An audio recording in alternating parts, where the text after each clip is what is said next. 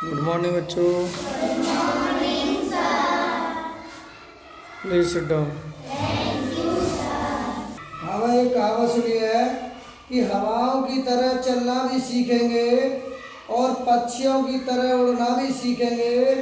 बात है अपने कैरियर की तो सूरज की तरह जलना भी सीखेंगे। सूरज की तरह जलना भी सीखेंगे। पूरी दुनिया में सूरज अकेला चमकता है। अगर आपको भी अपने माता पिता का चमकता हुआ तारा बनना है तो सूर्य की तरह चमकने के लिए मेहनत की भट्टी में तपना होगा।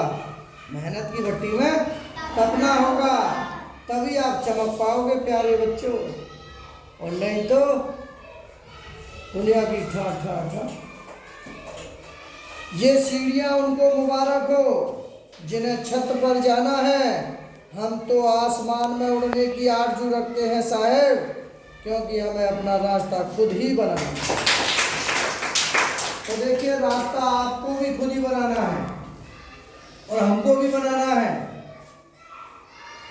चलिए देखते हैं, तरह की तैयारी करा रहे हैं।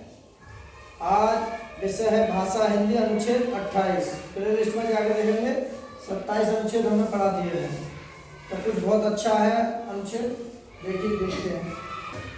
सभी बच्चे आई कॉन्टैक्ट इन व्हाइट बोर्ड और ध्यान से देखें। काकचेष्टा बको ध्यानम स्वनिंद्रा तदैव च अल्पाहारी गृह त्यागी विद्यार्थी के पंचलक्षण। अगर ईमानदारी से देखोगे, ध्यान से देखोगे, जरूर समझ में आएगा। हरिओम। तो देखिए अब हमारा अनुच्छेद जवाहर नवोदय विद्यालय प्रवेश परीक्षा, विषय भाषा हिंदी, अनुच्छेद 28। हमारे जगह MD अकेडमी मैसर के नाम से है। तो देखिए, सन 1975 के 19 अप्रैल को भारतीय अंतरिक्ष वैज्ञानिकों द्वारा निर्मित 360 किलोग्राम वजन वाले प्रथम भारतीय उपग्रह आर्यभट्ट ने अंतरिक्ष में कदम रखा। इसे सोवियत रूस रॉकेट प्रक्षेपण स्थल कॉस्मोड्रोम से अंतरिक्ष में भेजा गया। कॉस्मोड्रोम के से अंतरिक्ष में भेजा गया। इसे मात्र 6 माह तक अंतरिक्ष में रहना था, परंतु यह 6 वर्षों यानी मार्च 1981 तक अंतरिक्ष में कार्यरत रहा। तो देखिए, रहना तो था 6 महीने, लेकिन 6 महीने तक नहीं, पूरे 6 वर्षों तक रहा। तो कितना इतने संघर्ष किया, जो पूरे 6 महीने की बात कह रहे थे, लेकिन पूरा रहा 6 वर्षों तक, 1981 तक अंतरिक्ष में कार्यरत रहा। इस उपग्रह का नाम 5वीं शताब्दी यानी कि 1500 वर्ष पहले के महान भारतीय गणितज्ञ और खगोल शास्त्री आर्यभट्ट के सम्मान में रखा गया था। तो देखिए, यहाँ बात होती है आर्यभट्ट कौन थे। तो आर्यभट्ट से पहले भारत का नाम आर्यव्रत था।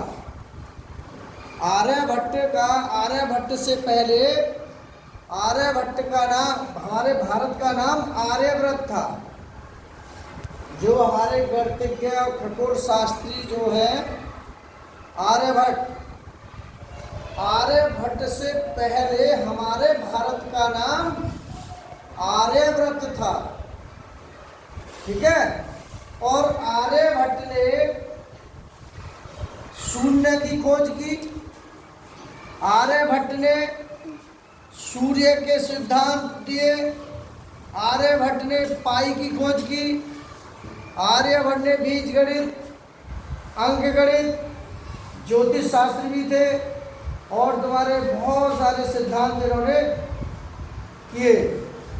एक ग्रंथ लिखा था आर्यभट्टीय, उस ग्रंथ का नाम है आर्यभट्टीय ग्रंथ, जो किस भाषा में लिखा गया है? संस्कृत भाषा में। किस भाषा में लिखा गया? संस्कृत भाषा में लिखा गया है। तो देखिए, अभी और बताइए बात है। पहला क्वेश्चन देख लेते हैं। भारत ने अंतरिक्ष के क्षेत्र में कब प्रवेश किया? हमारे भारत ने अंतरिक्ष के क्षेत्र में कब प्रवेश किया? 19 अप्रैल 1950 ईस्वी को 19 अप्रैल 1955 ईस्वी को, 19 अप्रैल 1965 ईस्वी को, 19 अप्रैल 1975 ईस्वी को। किस किस को पता है? तो ये बता बेटा कितने में थी? 19 अप्रैल। शाबाश, जोरदार ताली बजाइए। देखिए 19 अप्रैल 1975 ईस्वी को भारत ने अंतरिक्ष के क्षेत्र में प्रवेश किया। और तो आर्यभट्ट प्रथम ने पाई का मान 3.146 तक निकाला, काम किया। और आर्यभट्ट प्राचीन भारत के एक महान ज्योतिष शास्त्र है, गणितज्ञ थे। आर्यभट्ट ग्रंथ की रचना ज्योतिष शास्त्र के अनेक सिद्धांतों का प्रतिपादन किया था। इनका जन्म स्थान कुसुमपुर और जन्म का शक संवत 358 लिखा है। आर्यभट्ट प्रथम ने शून्य की खोज की थी। आर्यभट्ट प्रथम ने दशमलव प्रणाली का विकास किया था। आर्यभट्ट ने पाई की कीमत भी निर्धारित की थी। आर्यभट्ट ने सबसे पहले साइन के कोष्टक भी दिए थे। तो देखिए कौन कौन सी बात बताई हमने। आर्यभट्ट ने क्या क्या किया।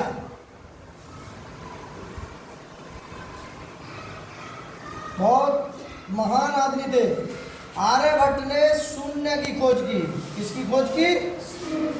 शून्य की खोज की। आर्यभट्ट ने दशमलव प्रणाली का विकास किया। दशमलव प्रणाली का विकास किया। आर्यभट्ट ने पाई का मान 3.1416 तक अंकित या निश्चित किया। और बीजगणित का भी, बीजगणित, अंकगणित,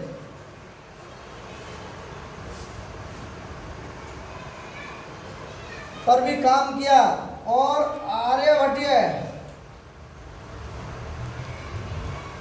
आर्यभट्टीय एक ग्रंथ था जो संस्कृत में लिखी थी किताब। किसमें लिखी थी? संस्कृत में लिखी है।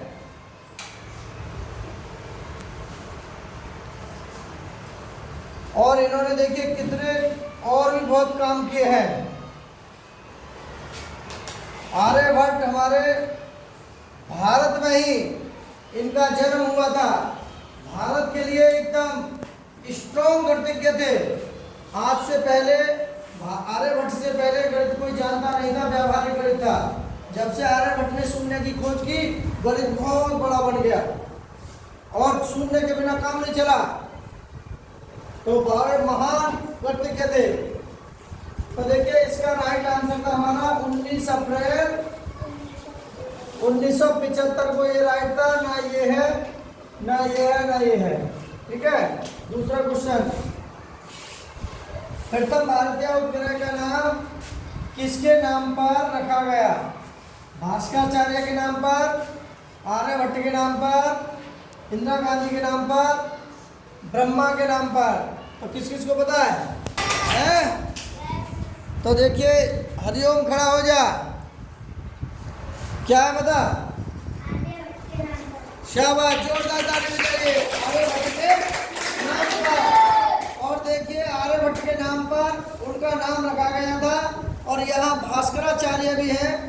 भास्कराचार्य दूसरे नंबर पर आते हैं। ज्योतिष शास्त्री थे और गणितज्ञ थे। उन्होंने ग्रंथ लिखे थे भास्कराचार्य ने। लीलावती ग्रंथ, बीजगणित, अंकगणित, बीजगणित मतलब ग्रहों की गति और गोले से संबंधित कुछ इन्होंने विचार दिए थे।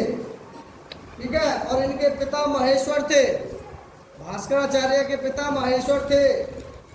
और आर्यभट्ट के पिता शिव गुरु भट्ट थे। शिव गुरु भट्ट थे। तो देखिए आचार्य यानी कि आर्यभट्ट के नाम पर इसका नाम पड़ा था। इसका राइट आंसर है बी। ना भास्कराचार्य है, ना इंदिरा गांधी है, ना ब्रह्मा के नाम पर है।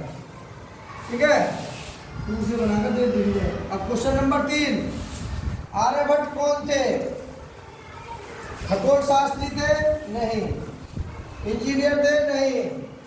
भारतीय वैज्ञानिक थे? नहीं। तो ये गणितज्ञ और खगोल शास्त्री थे। गणितज्ञ और खगोल शास्त्री थे। अगला सवाल, आर्यभट्ट का समय कब है? आर्यभट्ट का समय कब है? आज से 1000 वर्ष पूर्व? नहीं। आज से 1200 वर्ष पूर्व? नहीं। आज से 1500 वर्ष पूर्व है। बिल्कुल राइट आंसर है।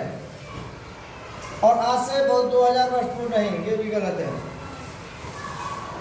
क्वेश्चन 5, आर्यभट्ट उपग्रह का कार्यकाल कब तक रहा? 1965 से 1971 तक? नहीं। 1975 से 1981 तक? बिल्कुल सही है। ठीक है, 1985 से 1981 तक? नहीं। 1995 से 2001 तक? नहीं। तो ये बिल्कुल राइट आंसर है। ठीक है, देखिए ये बहुत अच्छा अनुच्छेद है। उन्होंने बहुत महान कार्य किए हैं आर्यभट्ट ने, भास्कराचार्य ने। हमारे देश के लिए बहुत महान व्यक्ति हैं, महान ज्योतिष हैं।